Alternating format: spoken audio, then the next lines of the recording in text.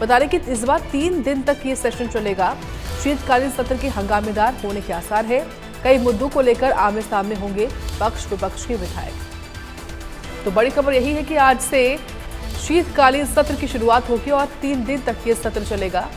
शीतकालीन सत्र के हंगामेदार होने के आसार है। कई मुद्दों को लेकर आमने सामने होंगे विपक्ष पक्ष के नेता। तो बड़ी अपडेट है इस वक्त की ये। हरियाणा विधानसभा का आज शीतकालीन सत्र है और बता दें आपको कि सत्र को लेकर बड़ी अपडेट है कि आज सुबह 11 बजे से कार्यवाही शुरू हो जाएगी विधानसभा के शीतकालीन सत्र की। सुबह 11 बजे से विधानसभा की कार्यवाही शुरू होगी। 3 दिन तक विधानसभा की कार्यवाही चलेगी। इस वक्त की बड़ी अपडेट है। शीतकालीन सत्र के हंगामेदार होने के आसार जताए जा रहे हैं।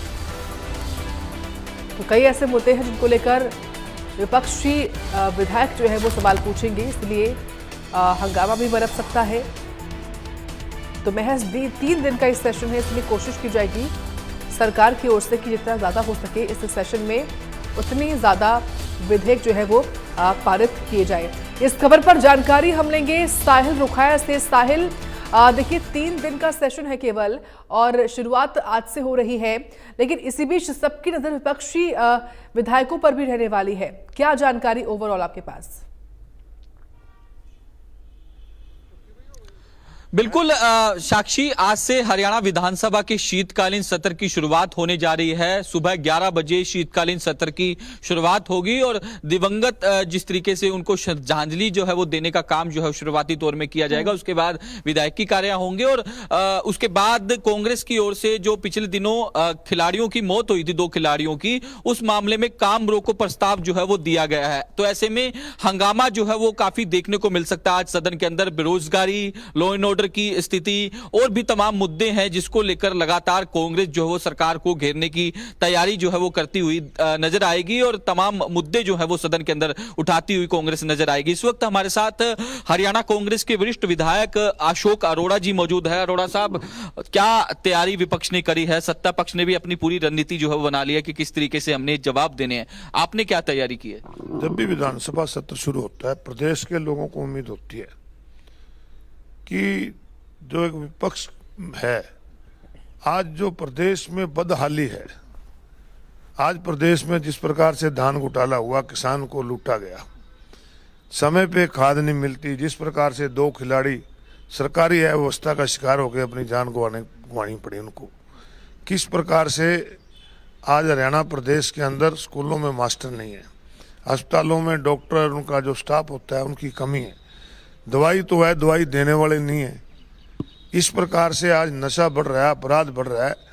इन सब चीज़ों पे चर्चा का एक जो प्लेटफॉर्म होता है, जनता देती है, वो विधानसभा है। हम जनता से जुड़े हर इशू को विधानसभा में उठाने का काम करेंगे और सरकार को मजबूर करेंगे कि सरकार जो लोगों की मूलभूत जरूरत है उसे पूरा करे। जो भय का वातावरण आज हरियाणा प्रदेश के अंदर अपराधियों की वजह से है, उस भय को भी खत्म करें। कल बिजनेस एडवाइजरी कमेटी की बैठक भी थी। शुरुआती तौर में ही भूपेंद्र सिंह हुड्डा ने कहा कि ये जो 3 दिन का टेंटेटिव प्लान है इसको बढ़ाया जाए, क्योंकि विधायकों के सवाल काफी ज्यादा हैं, तो सेशन की अवधि बढ़ाई जाए। लेकिन उसके बावजूद भी फाइनली तौर पर अब मोहर लगी है कि 3 दिन का ही सेशन रहने वाला है। दूसरा सवाल मेरा ये है कि आज कांग्रेस काम रोको प्रस्ताव जो है वो लाने जा रही है खिलाड़ियों के मुद्दे पर। मैंने मुख्यमंत्री जी का कल एक बयान पढ़ा था। मुख्यमंत्री जी कह रहे थे कि कांग्रेस के समय 2-2 दिन का सेशन होता था, हमने सेशन की अवधि हमेशा बढ़ाई है। मेरा हमेशा इस बात को मानना है कि एक दूसरे पे आरोप लगाने की बजाय अगर इसको नियम में डाल दिया जाए कि 1 साल में इतनी सीटिंग जरूरी है, जैसे हिमाचल में 30 सीटिंग है, तो मैं मानता हूं कि विधानसभा के अंदर जो विधायक जिस काम के लिए चुन के लोग भेजते हैं उसको पूरा कर सकते हैं। 3 दिन में क्या करेंगे? जैसे आपका बजट सेशन आता है, बजट सेशन में तो आप गवर्नर एड्रेस पे भी चर्चा करते हो, बजट पे भी चर्चा करते हो, परंतु यहाँ तो एक 0 आवर और कॉलिंग अटेंशन के जो जरिए या अपने जो हल्के की मांग है प्रश्न के जरिए लगा सकते हो, और तो कोई बात रख ही नहीं सकते। तो इस समय को बढ़ाना चाहिए। मुझे लगता है कि सरकार अपनी विफलताओं को छुपाने के लिए भाग रही है। और जो आपने दूसरा प्रश्न किया, हरियाणा प्रदेश के अंदर पिछले सेशन के अंदर मैंने स्वयं स्कूलों की जर्जर हालत का सवाल उठाया था, स्टेडियम की जर्जर हालत का सवाल उठाया था। कहीं गेट नहीं है, कहीं पे चार दीवारें नहीं है, कहीं ट्रेनर नहीं है। तो इस प्रकार की अव्यवस्था को अगर समय रहते सरकार देख लेती तो हमारे दो हरियाणा के होनहार खिलाड़ी जो देश में नाम रोशन कर रहे थे उन्हें अपनी जान न गंवानी पड़ती।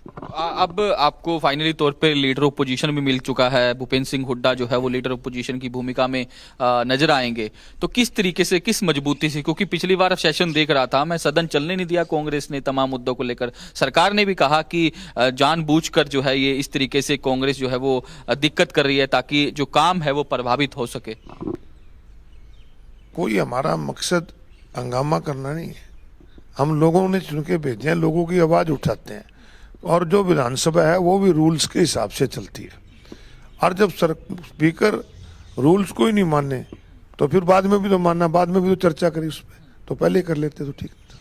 बिल्कुल अशोक अरोड़ा हैं, कांग्रेस के वरिष्ठ विधायक है, साफ तौर पर कह रहे हैं कि तमाम मुद्दों को लेकर जो है वो सरकार को घेरते हुए नजर आएंगे और तमाम मुद्दे जो है आज कांग्रेस की ओर से जो है सदन में उठाने का काम जो है वो किया जाएगा। जिस तरीके से पिछले दिनों खिलाड़ियों की जो मौत हुई थी उसमें काम रोको प्रस्ताव जो है वो कांग्रेस आज सदन के अंदर लाने वाली है। तो ऐसे में अब देखने वाली बात ये होगी कि जब 11 बजे हरियाणा विधानसभा की शीतकालीन सत्र की शुरुआत होगी तो किस तरीके से विपक्ष जो है वो मुद्दे उठाता है और सत्ता पक्ष की ओर से क्या कुछ जवाब जो है इसका दिया जाता है। क्योंकि कल रात को ही मुख्यमंत्री आवास पर विधायक दल की बैठक हुई, उसके बाद मंत्रिमंडल की बैठक हुई, तो उसमें विपक्ष ने सत्ता पक्ष ने भी पूरी तैयारी जो है वो कर ली है कि किस तरीके से विपक्ष के सवालों के जवाब दिए जाने हैं। जी साक्षी। ठीक है साहिल, आप बने रहे, आऊंगी मैं आपके पास। इस वक्त साक्षी शर्मा भी बनी हुई है, उनका रुख कर लेते हूँ।